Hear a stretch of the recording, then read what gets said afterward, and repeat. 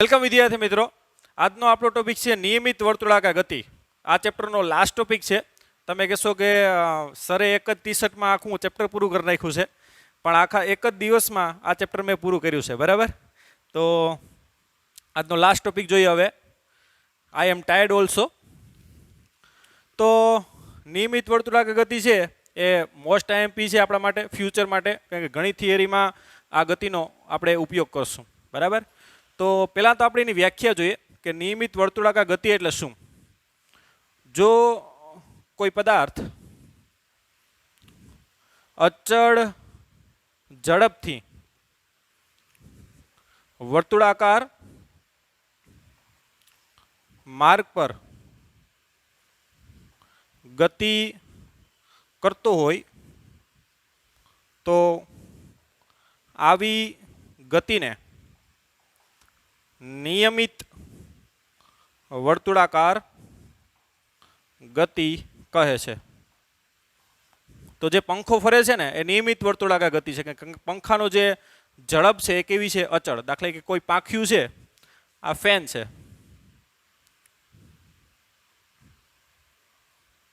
Okay, આ fan આવી રીતે નિયમિત વર્તુળાકાર ગતિ. એનું પાંખિયાનું કોઈ કણ લઈ લ્યો, એ શું કરે છે? નિયમિત વર્તુળાકાર ગતિ. ક્યારે? જ્યારે એની ઝડપ કેવી હોય? અચળ હોય. પંખો તમે ચાલુ કરો ને ત્યારે નિયમિત વર્તુળાકાર ન હોય, બંધ કરો ત્યારે પણ ન હોય, પણ પંખો જ્યારે અચળ ઝડપથી ગતિ કરતો હોય નોર્મલ કન્ડિશનમાં, ત્યારે એની ગતિ છે એક પ્રકારની કેવી કહેવાય? નિયમિત વર્તુળાકાર ગતિ. બરાબર, તો પદાર્થ છે એની ઝડપ કેવી હોય? અચળ હોય, એટલે કે વેગનું મૂલ્ય અચળ હોય. વેગનું મૂલ્ય કેવું હોય? અચળ હોય છે. કેમ કે ઝડપ અચળ એટલે વેગનું મૂલ્ય અચળ હોય, પરંતુ વેગની દિશા બદલાશે. કઈ રીતે? જોજો અહીંયા. માનો કે કોઈ પદાર્થ છે આ, જેનું દળ m છે, અને r ત્રિજ્યાના વર્તુળાકાર માર્ગમાં શું કરે? આ રીતે ગતિ કરે છે. હવે ખાસ ધ્યાન આપજો. હવે આ બિંદુ આગળ એની વેગની દિશા કઈ તરફ હોય? તો કે તે બિંદુએ દોરેલા સ્પર્શકની દિશામાં. હવે ફરતો ફરતો ફરતો અહીંયા પહોંચી જાય ત્યારે વેગની દિશા કઈ તરફ હશે?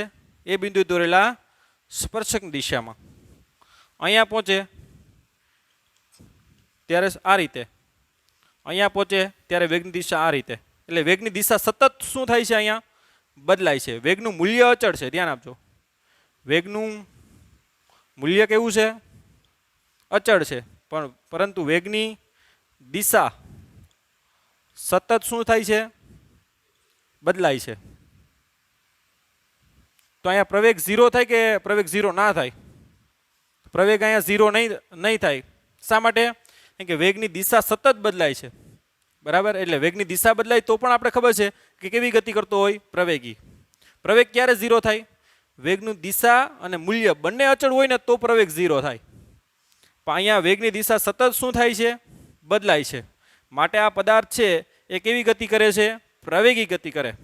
અને આપણે એ પણ કહી દીધું હતું કે વેગની જ્યારે દિશા બદલાતી હોય અને એ પ્રવેગ મળે, એ પ્રવેગ વેગને કેવો હોય છે? લંબ હોય છે. એટલે અહીંયા જે પ્રવેગ આ મળે એ વેગને કેવું હોય? લંબ. આપણે ખબર 3 કિસ્સા મેળવ્યા હતા. જ્યારે વેગ વધતો હોય ત્યારે વેગ અને પ્રવેગ એક જ દિશામાં હોય. જ્યારે વેગ ઘટતો હોય ત્યારે વેગ અને પ્રવેગ કેવી દિશામાં હોય? વિરુદ્ધ દિશામાં હોય. અને જ્યારે વેગનું દિશા બદલાતી હોય તો એ વેગ અને પ્રવેગ પરસ્પર કેવો હોય? લંબ હોય. આ વેગની સતત દિશા બદલાય એટલે પદાર્થ કેવી ગતિ કરે છે? તો કે પ્રવેગી ગતિ કરે છે. અને એનો પ્રવેગ હંમેશા વેગને કેવો હોય છે? આવી રીતે લંબ. એટલે અહીંયા જો આ પ્રવેગ કઈ તરફ આવ્યો? આ સેન્ટર તરફ આવ્યો, જો કેન્દ્ર તરફ. માટે આ જે પ્રવેગ છે ને એને આપણે કેન્દ્રગામી પ્રવેગ કહેશું. શું કહેશું? કેન્દ્રગામી પ્રવેગ. સૌપ્રથમ કેન્દ્રગામી પ્રવેગનો ઉલ્લેખ છે એ ન્યૂટન નામના વૈજ્ઞાનિકે કર્યો હતો. પણ આ જે કેન્દ્રગામી પ્રવેગનું સૂત્ર છે એ ક્રિશ્ચિયન હાઇગેન્સ નામના વૈજ્ઞાનિકે એને સૂત્ર મેળવ્યું છે. બરાબર, તો આ પ્રવેગને આપણે મેળવવાનું છે આજના લેક્ચરમાં. પહેલી તો વાત, નિયમિત વર્તુળાકાર ગતિ એટલે શું? કે કોઈ પદાર્થ અચળ ઝડપથી વર્તુળાકાર પથ ઉપર શું કરતો હોય? ગતિ કરતો હોય તો આવી ગતિને શું કહેવાય? નિયમિત વર્તુળાકાર ગતિ. તો વેગનું મૂલ્ય અહીંયા અચળ હોય, પરંતુ વેગની દિશા સતત શું થાય છે? અહીંયા બદલાય છે. આ લખવાનું થાય બધી વસ્તુ. માટે અહીંયા પદાર્થ કેવી ગતિ કરતો હશે? પ્રવેગી. અને પદાર્થનો જે પ્રવેગ છે એ કેન્દ્ર તરફ હોય છે, માટે આવા પ્રવેગને શું કહેવાય? તો કે કેન્દ્રગામી પ્રવેગ કહેવાય. અથવા તો બીજું નામ એનું છે ત્રિજ્યાવર્તી પ્રવેગ. બીજું નામ શું છે એનું? ત્રિજ્યાવર્તી પ્રવેગ. તો આ પ્રવેગનું આપણે શું મેળવવાનું છે? સૂત્ર મેળવવાનું છે. તો આપણો નેક્સ્ટ ટાર્ગેટ છે એ ત્રિજ્યાવર્તી પ્રવેગ અથવા તો કેન્દ્રગામી પ્રવેગનું સૂત્ર મેળવવાનું છે. ઓકે, આટલું લખી લ્યો, ત્યારબાદ આને રફ કરીને આગળ વધીએ. માનો કે આ ત્રિજ્યા છે અને આ રીતે વર્તુળાકાર માર્ગમાં શું કરે છે? ગતિ કરે છે. આખો માર્ગ આમ નથી દોરતા આપણે, એટલો જ દોરીએ. આ સ્થાન સદિશ R1 લઈ લ્યો. આ કોઈ બિંદુ P1 પાસે આ પદાર્થ પહોંચ્યો. કયા સમયે? તો કે T1 સમયે. ત્યાં આનો વેગ કેટલો લઈ લઈએ આપણે? તો કે આ V1 સદિશ, બરાબર.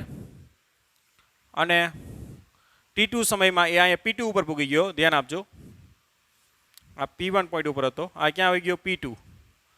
અને ત્યાં એનો વેગ કેટલો છે? V2.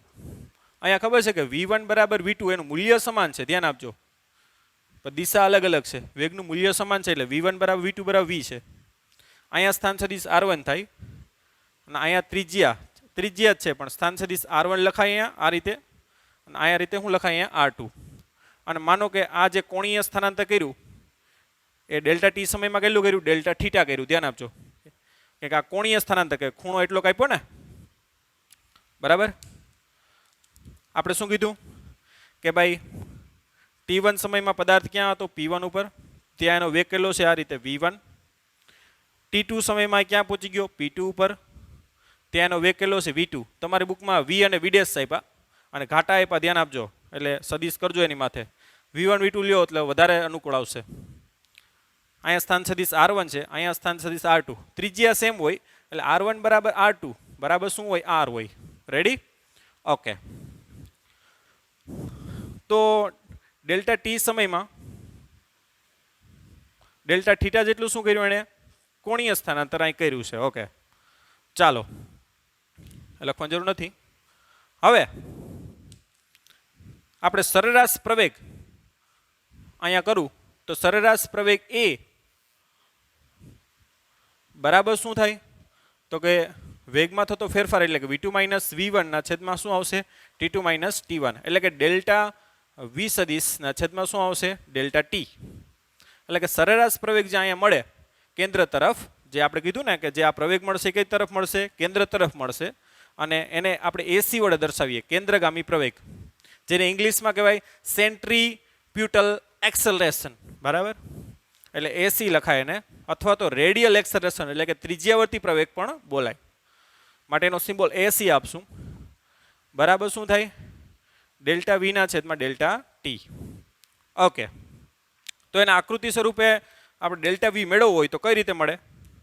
તો અહીં ધ્યાન આપજો પહેલા કે આ V1 છે ને આ V2 છે. અહીંથી આવી રીતે લાઈન હું લઈ લઉં એક. જો આ V1, આ શું છે? અહીંયા V1 જો અહીંયા આ V1,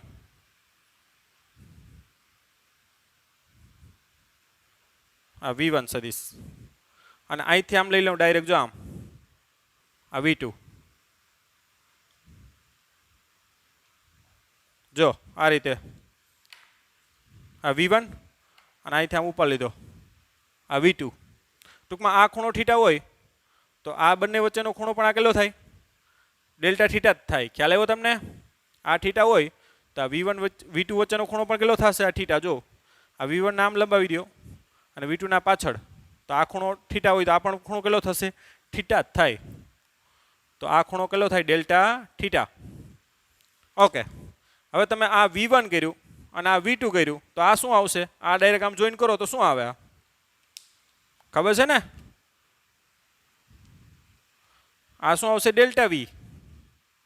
બરાબર શું આવશે? તો કે V2 માઇનસ V1. આપણે ખબર જ છે કે આ A સદિશ હોય અને આ ડાયરેક્ટ B સદિશ હોય તો આ શું આપે બી માઇનસ એ અથવા તો એ માઇનસ બી નું મૂલ્ય, બરાબર. તો આ જોડો આ રીતે તો તમને શું આપશે ડેલ્ટા વી. જો એની દિશા કઈ તરફ આવી, જો ડેલ્ટા વી ની દિશા કઈ તરફ આવી, આ તરફ, કેન્દ્ર તરફ આવી. જો એટલે પ્રવેગની દિશા કઈ તરફ હોય, વેગમાં થતા ફેરફારની દિશામાં. એટલે આ જે પ્રવેગ મળશે એ કઈ તરફ મળશે, કેન્દ્ર તરફ મળશે. ખ્યાલ આવ્યો તમને? તો બધી વસ્તુ તમે એ આકૃતિ સ્વરૂપે જોઈ શકો. ઓકે, ચાલો હવે તત્કાલીન પ્રવેગ મેળવવો છે. તો તત્કાલીન પ્રવેગ મેળવવો હોય તો આપણે શું કરશું, તો કે આ સમયગાળો નાનો લેશું, એટલે P2 અહીંયા લેશું, પછી હજી એનાથી નાનો. તો એની આકૃતિ તમારી બુકમાં છે એ હું ડ્રો નથી કરતો. પહેલાં અહીંયા દોર્યું, પછી અહીંયા દોર્યું. તો તમારો સરેરાશ વેગ છે કેમાં ફેરવાઈ જાય, તત્કાલીનમાં. એટલે તમારે તત્કાલીન પ્રવેગ મેળવવો હોય એસી, તો limit delta t tends two શું લેવું પડે, 0. આ ડેલ્ટા વીના છેદમાં ડેલ્ટા ટી. હવે ડેલ્ટા વીની આપણે કિંમત આકૃતિમાંથી મેળવીએ. જો કઈ રીતે મેળવશું, તો આકૃતિમાં તમે જોઈ શકો, ધ્યાન આપજો, આ બે સેમ છે. જો આ તમારું ડેલ્ટા આર થાય, ધ્યાન આપજો, રેડ કલરથી દોરીએ. આ બધી વધારાનું થોડું કાઢી નાખું છું.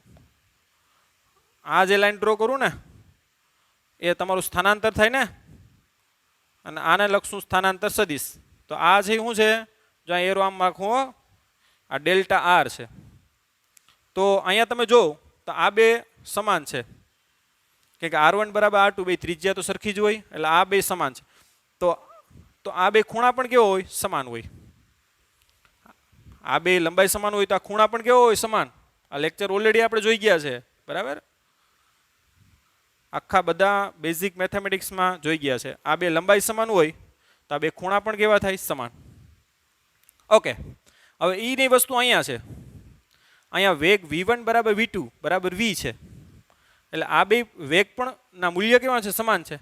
એટલે આ બે ખૂણા પણ કેવા થાય, સમાન થાય. એટલે આને કહી દો સી ડેશ, આને કહી દો P1 ડેશ, અને આને કહી દો P2 ડેશ. તો જેટલો આ ખૂણો હોય એટલો આ ખૂણો હોય, જેટલો આ હશે એટલો ખૂણો આ હશે. ખ્યાલ આવ્યો તમને? માનો કે આ 50 નો ખૂણો હોય, અથવા ચાલો આ 50 નો ખૂણો લઈ લઉં, તો આ કેટલાના હશે, 180 માંથી 50 જાય તો 130, અથવા તો ચાલો આને 70 નો લઈ લઈએ આપણે. ચાલો 70 નો લઈ લો, હાલો. તો આ ખૂણા કેટલાના હશે, 180 માંથી 70 જાય તો 110, એટલે 55 ના હશે. હવે આ રીતે અહીંયા પણ 70 જ થાય. હવે આ બે બાજુ લંબાઈ સરખી હોય તો આ 70 હોય તો આ પણ કેટલા થાય, 55 ના. એટલે ત્રિકોણ અહીંયા ક્યાં, આ તો ખાલી ઉદાહરણ લીધું, બરાબર, એટલે તમને ખબર પડે, બાકી અહીંયા ખૂણા લેવાની જરૂર નથી. એટલે ત્રિકોણ તમારો કયો, તો કે સી P1 P2 સમરૂપ શું થશે, C dash P1 dash P2 dash. આ કેવા ત્રિકોણ છે, સમરૂપ ત્રિકોણ છે. કોને આધારે કીધું આપણે, એંગલ. એટલે ત્રણેયના ખૂણા કેવા છે, સમાન છે. એટલે ખૂ બરાબર, શરત કઈ થાય, ખૂ. એના આધારે આ બંને ત્રિકોણ કેવા થાય, સમરૂપ ત્રિકોણ થાય. માટે સમરૂપ ત્રિકોણ હોય તો આપણે લખી શકીએ કે ભાઈ P1 ડેશ P2 ડેશ ના છેદમાં શું લખાય, P1 P2 એમ, બરાબર. સી ડેશ P1 ડેશ ના છેદમાં શું લખાય, CP1. ઓકે, તો હાલો એની કિંમત મૂકો હવે. હાલો, P1 ડેશ P2 ડેશ ની કિંમત કેટલી છે, તો કે ડેલ્ટા વી, કેમ કે આપણે એને મેળવવો છે.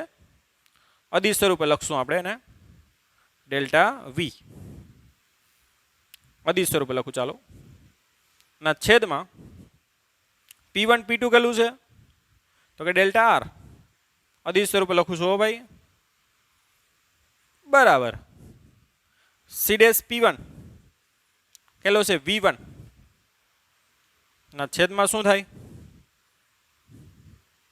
સી P1 કેટલો છે, R1 માટે ડેલ્ટા વી જે આપણે અહીં મેળવવું છે આને પણ અદિશ સ્વરૂપે લખી નાખું.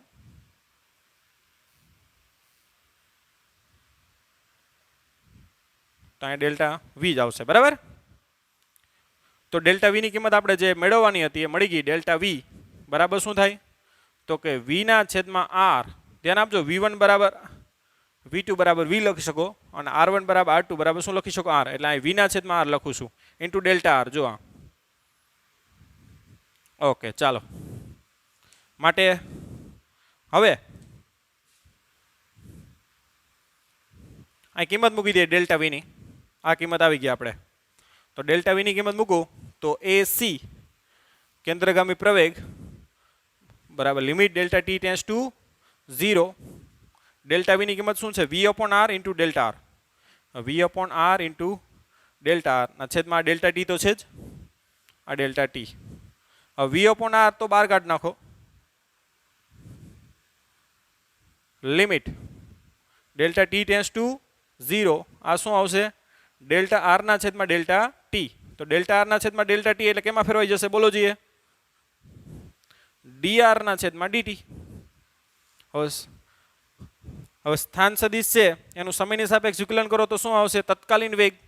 એટલે dr ના છેદમાં dt એટલે શું છે v છે. માટે AC બરાબર v ના છેદમાં r ગુણ્યા v. એટલે કે AC બરાબર શું આવશે v² ના છેદમાં r. તો આવી રીતે કેન્દ્રગામી પ્રવેગ નું સૂત્ર શું આવશે v² ના છેદમાં r. એટલે કે આપેલ જે વેગ છે એનો વર્ગ ના છેદમાં શું આવશે એની ત્રિજ્યા, વર્તુળાકાર માર્ગની ત્રિજ્યા. તો આ રીતે કેન્દ્રગામી પ્રવેગનું શું મેળવી શકાય સૂત્ર. તો આપણે પહેલા તો શું કર્યું તો કે પહેલા શું લખવાનું થાય સ્ટેપ 1 નિયમિત વર્તુળાકાર ગતિની વ્યાખ્યા લખવાની થાય. ત્યારબાદ કહેવાનું થાય કે પદાર્થ છે એ સતત એના વેગનું મૂલ્ય અચળ છે પણ વેગની દિશા સતત શું થાય છે બદલાય છે. માટે વેગની દિશા બદલાવાથી શું ઉત્પન્ન થાય પદાર્થ પ્રવેગી ગતિ કરે છે અને એ પ્રવેગ કઈ તરફ હોય કેન્દ્ર તરફ હોય. માટે આવા પ્રવેગને આપણે શું કહીએ કેન્દ્રગામી પ્રવેગ અથવા તો ત્રિજ્યાવર્તી પ્રવેગ કહેવાય. હવે આ પ્રવેગનું આપણે શું મેળવશું સૂત્ર મેળવશું. આ બધી લખેલું હોવું જોઈએ ભાઈ મહેશ સાહેબ. આ બધી વસ્તુ છોકરાના હોમવર્કમાં લખેલી હોવી જોઈએ, તમારે ચેક કરવાની છે. બરાબર. ઓકે. પછી કેવું કે ભાઈ આપણે એનું સૂત્ર મેળવવું છે. તો એનું સૂત્ર શું થાય તો કે AC બરાબર સરેરાશ કીધું આપણે ડેલ્ટા વી સદિશના છેદમાં ડેલ્ટા ટી. હવે એને અદિશ સ્વરૂપે આ રીતે લખી નાખ્યું. હવે ડેલ્ટા વી ની કિંમત મેળવવાની છે આપણે. તો આપણે એ પણ વાત કરી હતી સમયગાળો નાનો લેતા જઈએ તો સરેરાશ કેમાં ફેરવાઈ જાય તત્કાલીનમાં. અહીંયા આકૃતિ દોરી કે ભાઈ આ લખવાનું થાય T1 સમય પદાર્થ ક્યાં છે P1 ઉપર, T2 સમય ક્યાં છે P2 ઉપર, ત્યાં વેગ V1 અને ક્યાં છે V2. એની આકૃતિ અહીં દોરવાની થાય. પછી કહેવાનું કે આ બંને ત્રિકોણ કેવા છે સમરૂપ ત્રિકોણ છે. એના ઉપરથી ડેલ્ટા વી મળે અને એ ડેલ્ટા વી અહીંયા મૂકો તો આ રીતે V/R તો બહાર નીકળી જાય. એટલે ડેલ્ટા આરના છેદમાં dt એટલે dr ના છેદમાં dt થઈ જાય વિકલન. અને dr ના છેદમાં dt એટલે તો વેગ જ છે. એટલે કે v² ના છેદમાં શું થાય r. તો આપણા માટે આ ખૂબ જ ઉપયોગી થિયરી છે. તો કેન્દ્રગામી પ્રવેગ અથવા તો ત્રિજ્યાવર્તી પ્રવેગનું સૂત્ર કેટલું થાય તો કે v² ના છેદમાં r. તો આ થિયરી બે રીતે પૂછી શકે. તમને એમ કહે કે નિયમિત વર્તુળાકાર ગતિ સમજાવો તો અહીંયા સુધી સમજાવવાની થાય, અથવા તો એમ કહે કે કેન્દ્રગામી પ્રવેગ અથવા તો ત્રિજ્યાવર્તી પ્રવેગનું સૂત્ર મેળવો તો પણ આ રીતે આખું તમારે લખવાનું થાય. ઓકે, લખી લ્યો. હવે આપણે રેખીય વેગ v અને કોણીય વેગ આને ઓમેગા બોલાય. ધ્યાન આપજો w નથી ઓમેગા છે. એની વચ્ચેનો સંબંધ મેળવીએ. આ ઓલરેડી ચેપ્ટર નંબર 7માં આપણે મેળવવાનું જ છે ચાક ગતિમાં, પણ અત્યારે અહીંયા આપી દીધું લાસ્ટમાં અને એનો અમુક દાખલામાં ઉપયોગ આવે છે એટલે કરાવી દઉં છું. બરાબર, સિમ્પલ છે. પેલા કોણીય વેગ શું છે, રેખીય વેગ તો આપણે ખ્યાલ જ છે કે એકમ સમયમાં કરેલું શું છે સ્થાનાંતર, જેને આપણે રેવેગ કહીએ. કોણીય વેગ એટલે એકમ સમયમાં કરેલું કોણીય સ્થાનાંતર, કેમ કે ખૂણા સ્વરૂપે સ્થાનાંતર થાય વર્તુળાકાર ગતિમાં. તો અહીંયા જુઓ, માનો પદાર્થ છે આ P1 નથી ક્યાં ગયો P2 એ ધ્યાન આપજો. અને આ સ્થાનાંતર કેટલું છે થીટા, ડેલ્ટા થીટા. કોણીય સ્થાનાંતર કેટલું છે ડેલ્ટા થીટા. બરાબર.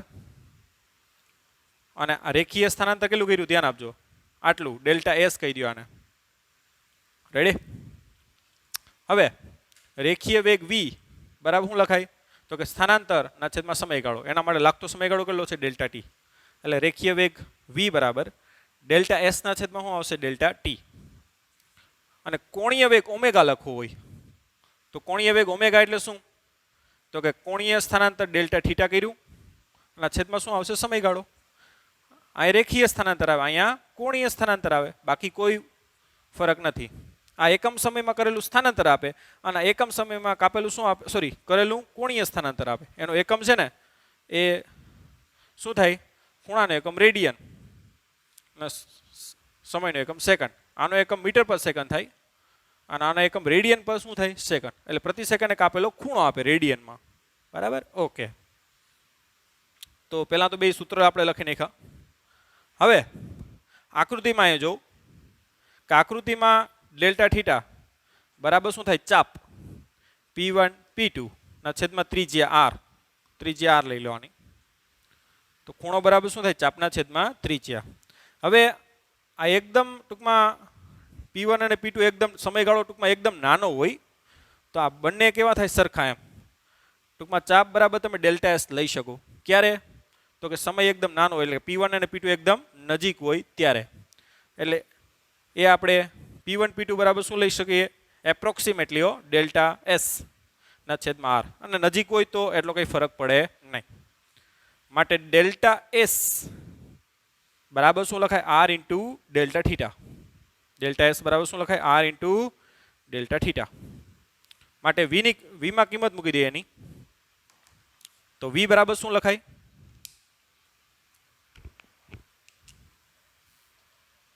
ડેલ્ટા એસ ની કિંમત r ઇન્ટુ ડેલ્ટા થીટા ના છેદમાં ડેલ્ટા ટી. હવે ડેલ્ટા છેદમાં ડેલ્ટા થીટાના છેદમાં ડેલ્ટા ટી એટલે તો શું થાય, આ સરેરાશ છે, ધ્યાન આપજો કેમ કે સમયગાળો મોટો છે એટલે સરેરાશ રેખીય વેગ છે.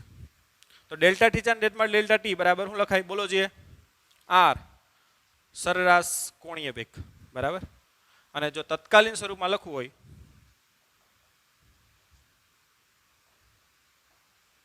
તો તત્કાલીન વેગ v બરાબર શું આવશે r ઇન્ટુ તત્કાલીન કોણીય વેગ ઓમેગા. તત્કાલીન કોણીય વેગ ઓમેગા બરાબર શું લખાય જો ડી થીટાના છેદમાં dt લખાય બરાબર. અને તત્કાલીન વેગ v બરાબર શું લખાય આપણે ખબર છે કે ds ના છેદમાં dt બરાબર. s લખો x લખો. તો આ સરેરાશના સ્વરૂપમાં આ તત્કાલીનના સ્વરૂપમાં. તો એની વચ્ચેનો સંબંધ આપણે આવી ગયો કે v ઇઝ ઇક્વલ ટુ શું થાય r ઓમેગા બરાબર. તો આવી રીતે રેખીય વેગ અને કોણીય વેગ વચ્ચેનો સંબંધ v ઇઝ ઇક્વલ ટુ શું થાય r ઓમેગા બરાબર. w નથી ઓમેગા છે. એટલે હવે આપણે કેન્દ્રગામી પ્રવેગનું સૂત્ર લખવું અહીં એસી તો શું થાય તો કે v સ્ક્વેર ના છેદમાં r, v એટલે આનો વર્ગ r સ્ક્વેર ઓમેગા સ્ક્વેર ના છેદમાં r, એટલે એક r કટ થઈ જાય. તો કેન્દ્રગામી પ્રવેગનું સૂત્ર કોણીય વેગના સ્વરૂપમાં આ રીતે લખાય ઓમેગા સ્ક્વેર r. શું થાય ઓમેગા સ્ક્વેર r. અને બુકમાં થોડુંક આગળ પણ ખોટું આપી દીધું છે બરાબર, હજી વાર છે બધી વસ્તુની. આવૃત્તિના સ્વરૂપમાં પણ લખ્યું. તો આવૃત્તિ એટલે શું, પહેલા તો ધોરણ નંબર 9 આવૃત્તિ એટલે શું એક સેકન્ડમાં ભ્રમણની સંખ્યા. આવૃત્તિ એટલે શું એક સેકન્ડમાં ભ્રમણની સંખ્યા. દાખલા કે એક સેકન્ડમાં 10 ભ્રમણ કરી નાખે તો આવૃત્તિ કેટલી કહેવાય 10 હર્ટ્ઝ. આવૃત્તિ એટલે એક સેકન્ડમાં ભ્રમણની સંખ્યા. તો આવૃત્તિને આપણે વ્યાખ્યાયિત કરવી હોય તો એક સેકન્ડમાં એટલે સોરી ટી જેટલા સમયમાં એટલે આવતકાળ જેટલા સમયમાં કેટલું ભ્રમણ કરે એક ભ્રમણ કરે ને. આવતકાળ જેટલા સમયમાં કેટલું ભ્રમણ કરે એક ભ્રમણ. તો એક સેકન્ડમાં કેટલા ભ્રમણ એમ, એને જ આપણે આવૃત્તિ કહીએ f, જેનો સિમ્બોલ તમારી બુકમાં આવી રીતે મ્યુ ટાઈપ લીધો છે પણ v લાગે તમને. એટલે આવૃત્તિનો સિમ્બોલ આવો નહીં લઈએ આપણે. આવૃત્તિનો સિમ્બોલ આપણે શું લેશું f લેશું બરાબર. તો આવૃત્તિ f બરાબર શું લખાય આ પેલું હોય છેદમાં આ બેનો ગુણાકાર 1 ગુણ્યા 1 એટલે 1 ના છેદમાં t.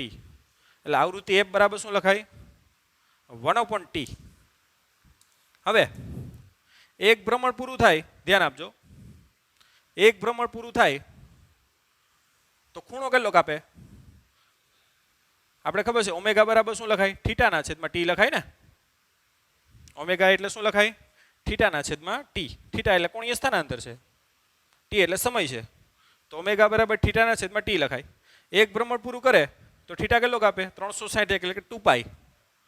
અને એના માટે લાગતો સમય એટલે આવર્તકાળ કહીએ આપણે કેપિટલ ટી. એના માટે આવર્તકાળ કેટલો કહીએ? Capital T.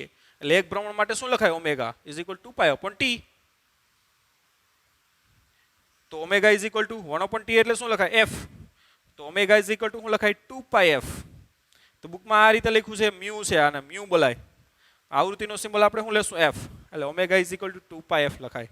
અને એ ઓમેગા અહીંયા મૂકી દો તો એસી આ રીતે પણ લખાય આવૃત્તિના સ્વરૂપમાં. એ કરવાની જરૂર નથી ભાઈ, આ વસ્તુ યાદ રાખવાની જરૂર નથી. આ સૂત્ર યાદ હોય એટલે ઘણું થઈ ગયું. ઓમેગા સ્ક્વેર એટલે આનો વર્ગ કેટલો થાય? 4 પાઈ સ્ક્વેર ને એફ સ્ક્વેર ને આર. બરાબર. આ સૂત્ર બુકમાં સુધી લખ્યું એટલે મેં લખ્યું, બાકી આની કોઈ અત્યારે જરૂર નથી. બરાબર. આ ખબર હોય એટલે રેડી. આવૃત્તિ એફ બરાબર 1 અપોન ટી. પછી આ સૂત્ર આ રીતે મેળવો નહીં તો એ ચાલે. આ તો બુકમાં મેળવું છે એટલે આપણે મેળવી દીધું. બરાબર. તો અહીંયા આપણું ચેપ્ટર સંપૂર્ણ પૂરું થાય છે. હજી એક ઉદાહરણો 10મું છે એટલે ઉદાહરણ સહિત પૂરું થાય આ ચેપ્ટર. ઓકે, ઉદાહરણ 10 જો હવે. ઉદાહરણ નંબર 10 જો. તમને કીધું કે એક જંતુ છે એ બિચારું વર્તુળાકાર ખાંચામાં ફસાઈ ગયું છે. અને ખાંચો છે વર્તુળાકાર, એની ત્રિજ્યા 12 સેન્ટીમીટર છે. કેટલી છે? એની ત્રિજ્યા 12 સેન્ટીમીટર. અને ખાંચામાં આવી રીતે વર્તુળાકાર ખાંચો છે તો એમાં આવી રીતે ભ્રમણ કર્યા થાય છે. ફસાઈ ગયો એટલે બીજું તો કંઈ ના કરે, ગોળ ગોળ ગોળ ગોળ શું કરે? નિયમિત વર્તુળાકાર ગતિ કરે. અને 100 સેકન્ડમાં, ધ્યાન આપજો, 100 સેકન્ડમાં 7 ભ્રમણ પૂરા કરે. કેટલા? એક વર્તુળાકાર આવો ખાંચો છે, એમાં જંતુ ફસાઈ ગયું છે. 100 સેકન્ડમાં કેટલા ભ્રમણ પૂરા કરે? 7 ભ્રમણ. અને વર્તુળાકાર જે માર્ગ છે એની ત્રિજ્યા કેટલી છે? 12 સેન્ટીમીટર. તમને અહીંયા બે ક્વેશ્ચન પૂછ્યા. એ કે ભાઈ એનો રેખીય વેગ અને કોણીય વેગ મેળવો પહેલા. અને બીજો ક્વેશ્ચન એ પૂછ્યો કે પ્રવેગનો સદિશ અચળ છે અને પ્રવેગનું માન મેળવો એમ. એટલે કેન્દ્રગામી પ્રવેગ મેળવો. અહીંયા કેન્દ્રગામી પ્રવેગ પેદા થાય, પ્રવેગનું માન મેળવો એટલે કેન્દ્રગામી પ્રવેગ મેળવો એમ. તો આ બે ક્વેશ્ચન તમને પૂછ્યા. તો રેખીય વેગ મેળવીએ આપણે. રેખીય વેગ, રેખીય વેગ v બરાબર, હવે એક ભ્રમણ પૂરું કરી નાખાય, ધ્યાન આપજો, તો કેટલું અંતર કાપે? તો કે 2 પાઈ આર, પરિઘ જેટલું. અને એક ભ્રમણ પૂરું કરે એના માટે લાગતો સમય કેટલો હોય? આવર્તકાળ જેટલો. એટલે રેખીય વેગ v બરાબર શું લખાય? 2 પાઈ આર ના છેદમાં ટી. હવે અહીંયા આવર્તકાળ એટલે એક ભ્રમણ પૂરું થવા માટે લાગતો સમય મેળવવો પડશે. તો કઈ રીતે મળશે? તો આપણે ખ્યાલ છે કે ભાઈ 100 સેકન્ડમાં એ 100 સેકન્ડમાં કેટલા ભ્રમણ પૂરા કરે? સોરી, 7 ભ્રમણ પૂરા કરવા માટે કેટલો સમય લાગે? 100 સેકન્ડ. તો એક ભ્રમણ પૂરું કરવા માટે લાગતો સમય કેટલો? જેને જ આપણે આવર્તકાળ કહીએ. આવર્તકાળ ટી બરાબર કેટલા થશે? તો કે 100 ના છેદમાં 7.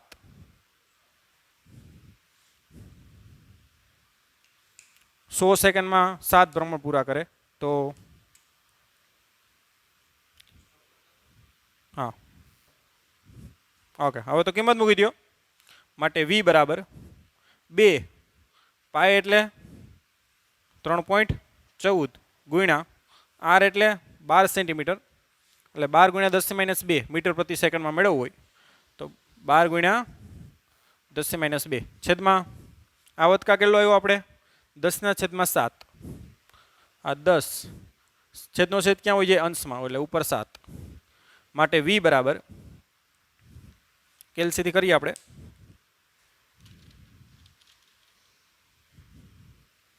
2 ગુણ્યા 3.14 ગુણ્યા 12 ગુણ્યા 7 ભાગ્યા 100 તો એ આવશે 5.3.